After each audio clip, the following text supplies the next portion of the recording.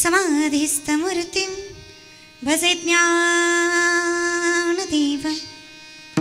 नमो सद्गुरु तुकया ज्ञानदीपा, नमो सद्गुरु सच्चिदानन्दरूपा, नमो सद्गुरु भक्त कल्याणमूर्ति,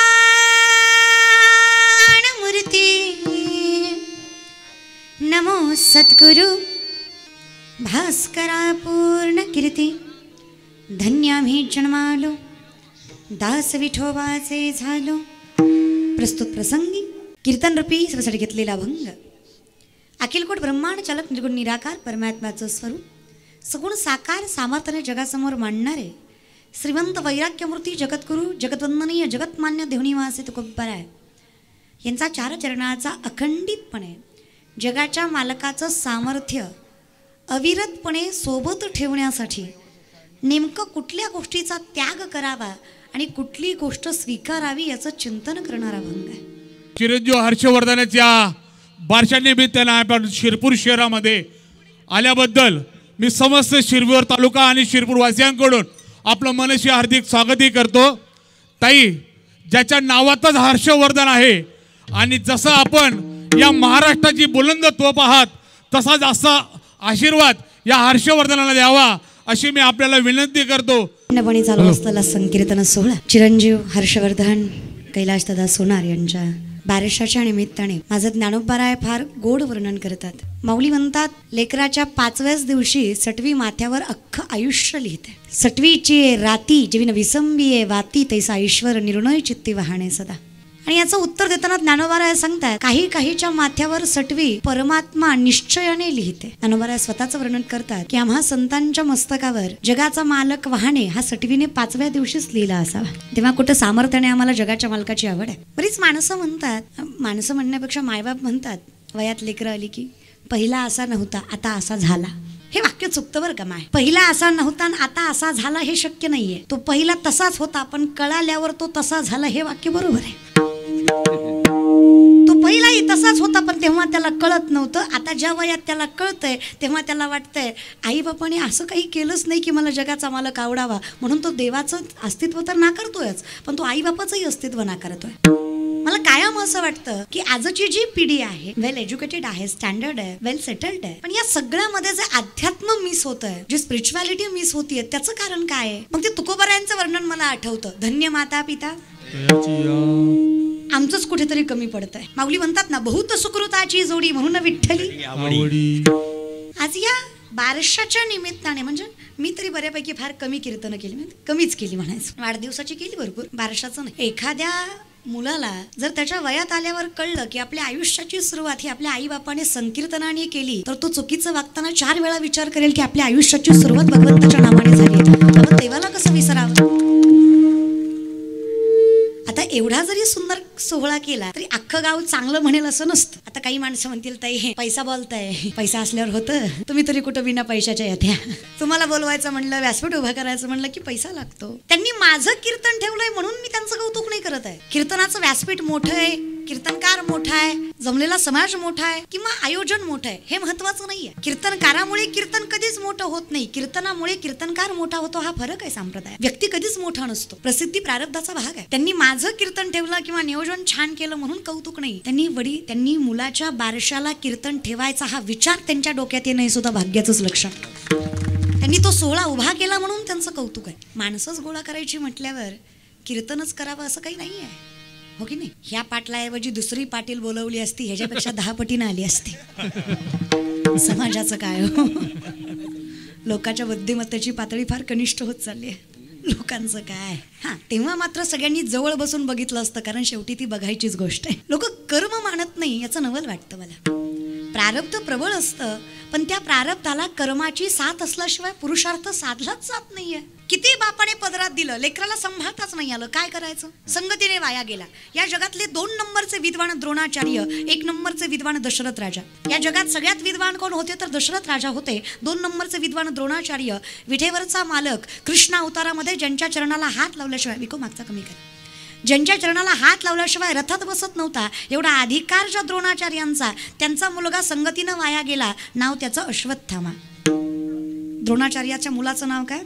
अश्वत्थामा. आजही मोक्ष नाहीये त्याला, अमोक्ष फिरतोय तो. कारण फक्त संगत आहे. संगत इनिमिकाची, दुःशासनाची, दुर्योधनाची, शकुनी मामाची, जयद्रथाची. इनिमिक तो नालायक ज्याला द्रौपदीच्या चोळीची गाठ सुटलेली सगळ्यात पहिल्यांदा दिसली होती. दुःशासन ज्याने द्रौपदीच्या केसाला धरून भरमंडपात ओढत आणलं होतं. दुर्योधन मैत्रीचा गैरवापर केला कर्णाच्या. जयद्रथ अभिमन्यू चक्रव्यूहात केंद्रबिंदूपदे पडल्या असताना त्यांच्या मानेवर लाथ घातली, चुकीच्या अवस्थेचा गैरफायदा घेतला, आणि हे सगळं ज्याच्यामुळे घडलं तो शकुनी मामा.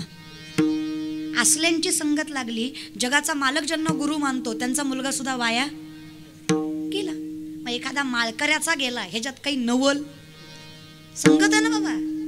ॲटमॉस्फिअर तसं झालंय. तुम्ही ज्या समाजामध्ये राहताय त्या समाजाचा इफेक्ट तुमच्यावर पडतो, आणि त्या इम्पॅक्टमुळे तुम्हाला काय खरं काय खोटं हे कळत नाही. कारण हा समाज असा आहे की ते 4 माणसं एकच खोटं बोलली की खोटं सुद्धा खरं झाल्याशिवाय राहत नाही. खरं आहे का खोटं आहे? शिरपूरकर बोलत जा, खरं आहे की नाही? फक्त हो म्हणा किंवा नाही म्हणा. तुम्हाला धरून आणलंय का एवढं फक्त सांगा. धरून आणलेत माऊली तुम्हाला? मग तुम्ही बळजुबरीने आलात का?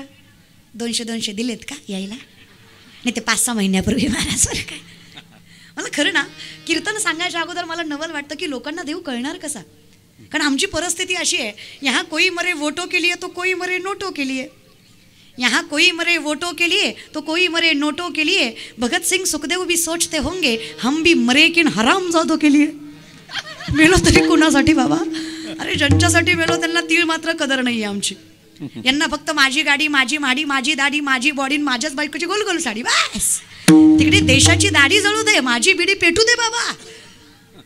अशा टेम्पर असणाऱ्या माणसांना, असा राग असणाऱ्या माणसांना काय करणार आहे? काय देव कळणार आहे? सोपंच आहे किंवा मायबापा हो. ज्याला घरातला बाप कळला नाही त्याला पंढरीचा बाप कळणार आहे? सांगा बरं. तुमचं काय वाटोळं केलंय बरं? मी बोलत जा ना. मी तुम्हाला साधं विचारलं, ज्याला घरातला बाप कळला नाही त्याला पंढरीचा बाप कळणार आहे का? होय किंवा नाही म्हणत जा. हां, विनंती माझी आहे की नाही, तुमच्या लेकीचं भाषण चुकलं तरी तुम्ही टाळ्या वाजवता का नाही? तुमच्या लेकीचं भाषण चुकलं तरी तुम्ही टाळ्या वाजवता. मग तुमचीच लेख काही समजून थोडी दात द्यायला काय हरकत आहे? मोठं पण करून इथे कीर्तन ऐका की. ते हेच तर चुकतं, माझो माझो, तुझो तुझो. असं TTMM नाही चालत रे परमार्थात, हो की नाही?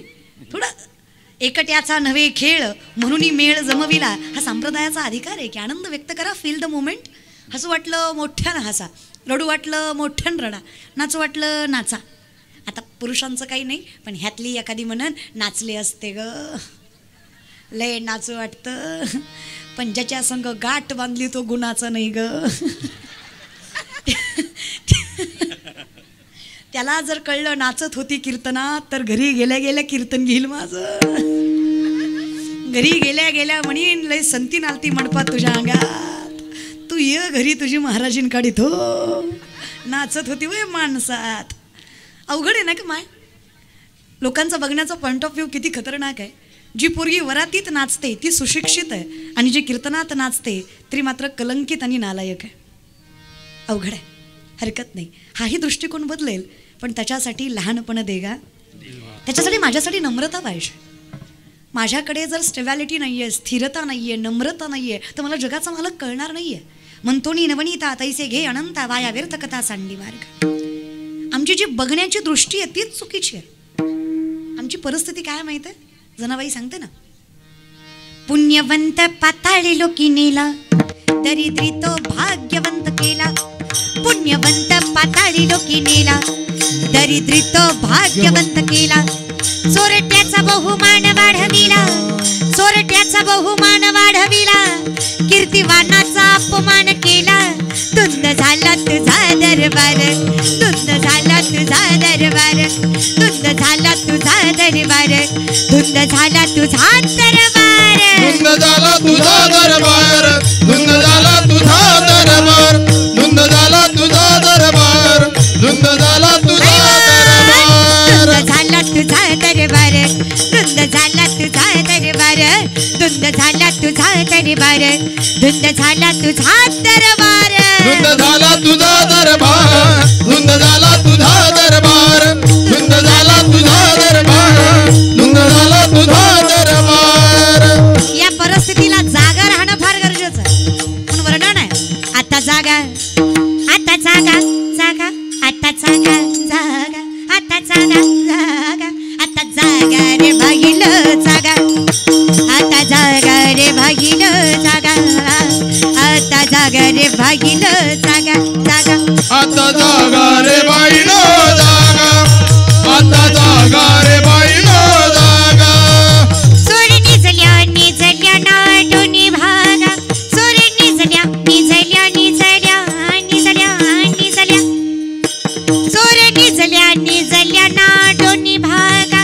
आता जागा, आता जागा, जागा, आता जागा, जागा, आता जागा, जागा, आता जागा रे भागील जागा, आता जागा रे भागील जागा, आता जागा रे भागील जागा, जागा, जागा, आता जागा रे बाईनो जागा, आता जागा रे बाईनो जागा, आता जागा रे बाईनो जागा.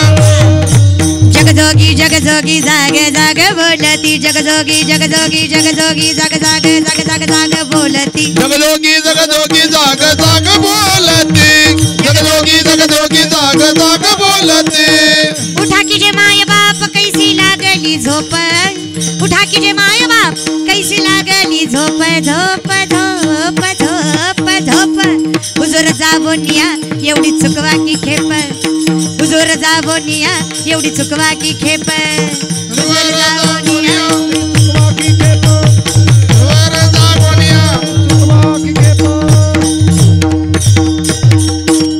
उठा की जे माय बाप कैसी लागली झोप, हुजूर जाबोनिया एवढी चुकवा की खेप, हुजूर जाबोनिया एवढी चुकवा की खेप.